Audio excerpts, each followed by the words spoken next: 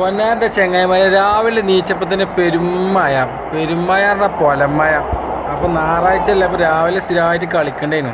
അപ്പോൾ ഇന്നത്തെ മട്ടം നോക്കാൻ ഗ്രൗണ്ടിലേക്ക് ഒന്ന് ചെന്ന് നോക്കിയതാണ്. അപ്പം കണ്ട കാഴ്ചയാണിത്. സാധാരണ ഞായറാഴ്ച 7 മണിയോട് കൂടിയ കളി തുടങ്ങല്. കാരണം ആക്കം പോലെ നിർത്തിയാൽ മതി, എല്ലാവർക്കും പണിയൊന്നും ഉണ്ടാവില്ലല്ലോ.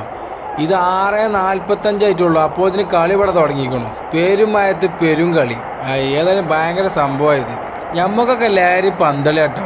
ഏത് ലഹരിക്കൊക്കെ കിട്ടി ഇജാതി കിക്കൊക്കെ. എന്താ കളി അറിയാം.